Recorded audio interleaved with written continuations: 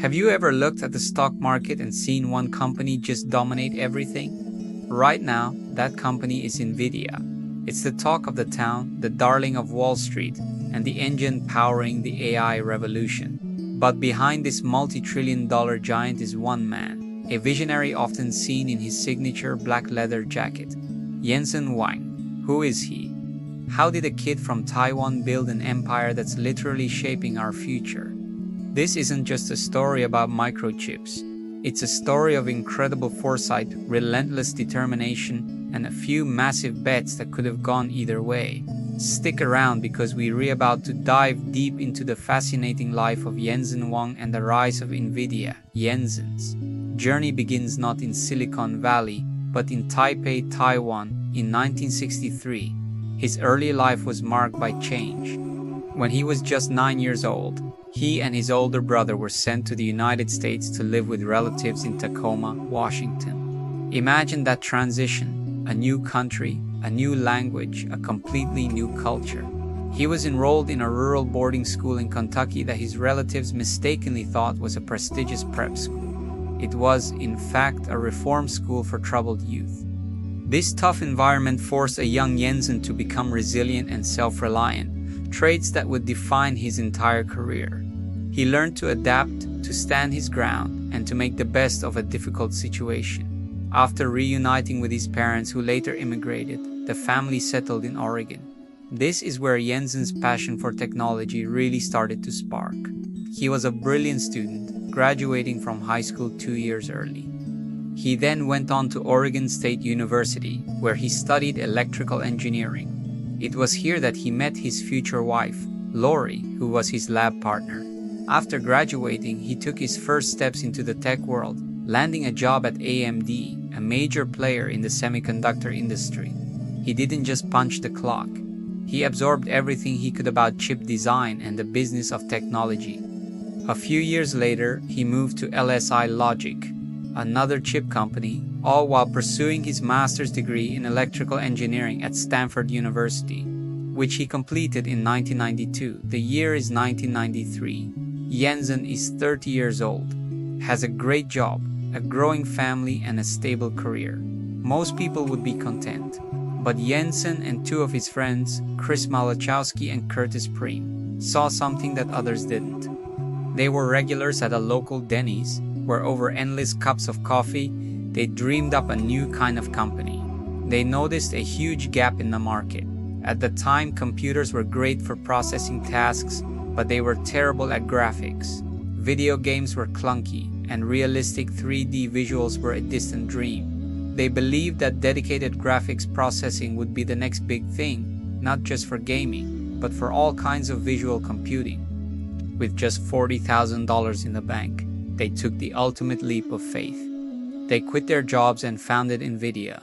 The name Nvidia itself comes from the Latin word invidia, meaning envy. It was a bold choice, a statement of their ambition to create products that everyone would desire. But the early days were anything but glamorous. Their first product, the NV1, was a commercial failure. It tried to do too much: graphics, audio, and a game port all on one card. And it didn't do any of them particularly well. The company was on the brink of collapse. They had to lay off nearly half their staff. This was their first major test. Lesser leaders might have thrown in the towel. But Jensen learned a crucial lesson: focus. Instead of trying to be a jack of all trades, they needed to be the master of one thing: creating the best 3D graphics chips on the planet. This led to their next big bet, the Riva 128, released in 1997. This chip was a game changer. It was powerful, it was focused, and it blew the competition out of the water. It put Nvidia on the map and established them as a serious player in the graphics industry. But Jensen wasn't satisfied. He knew that to stay ahead, they had to constantly innovate. In 1999, they did something revolutionary. They coined the term GPU, or Graphics Processing Unit, with the release of the GeForce 256. This wasn't just a marketing gimmick. It redefined the chip. It wasn't just a graphics accelerator anymore. It was a fully programmable processor in its own right, a co-processor to the main CPU. This single decision laid the groundwork for everything that was to come. Throughout the 2000s, Nvidia dominated the gaming market. The Nvidia versus AT, which was later acquired by AMD rivalry, was legendary among PC gamers. Each new generation of GeForce cards pushed the boundaries of what was possible in digital graphics. Games became more realistic, more immersive, and more beautiful, thanks in large part to the power of Nvidia's GPUs. But even then, Jensen had a vision that went far beyond gaming. He saw that the parallel processing architecture of a GPU, its ability to perform thousands of simple calculations simultaneously, was perfectly suited for tasks other than rendering pixels.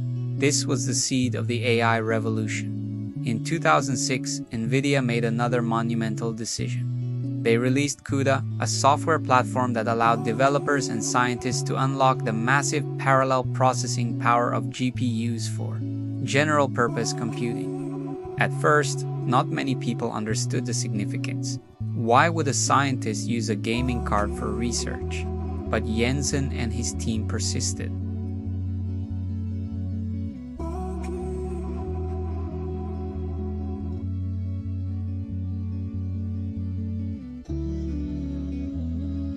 And for a new field that was just beginning to emerge, artificial intelligence. This was a long-term gamble. For years, the financial returns were minimal, but Jensen's conviction never wavered. Then, the AI boom happened. Researchers discovered that training deep learning models, the brains behind modern AI, was incredibly slow on traditional CPUs. But on GPUs, it was lightning fast.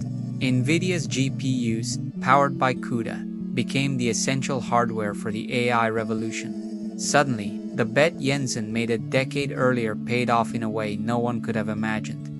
Companies like Google, Meta, and OpenAI all started buying Nvidia's data center GPUs by the thousands to train their large language models and AI systems. Nvidia wasn't just a gaming company anymore. They were the architects of the new AI-powered world. From self-driving cars to medical research to the ChatGPT you might use every day, it's all powered by Nvidia's technology. So what can we learn from Jensen Huang's incredible story? First, the power of conviction. He saw a future that others couldn't and bet his company on it, not once, but multiple times. Second, resilience. He faced failure early on and used it as a lesson to pivot and focus. And third, long-term vision. He wasn't just thinking about the next quarter, he was thinking about the next decade. He built the tools for a revolution before the revolution even had a name. From a tough start in a new country to the CEO of one of the world's most valuable companies, Jensen Huang's journey is a masterclass in innovation, perseverance, and the courage to build the future. Thank you so much for watching. What part of Nvidia's or Jensen's story fascinates you the most? Let me know down in the comments.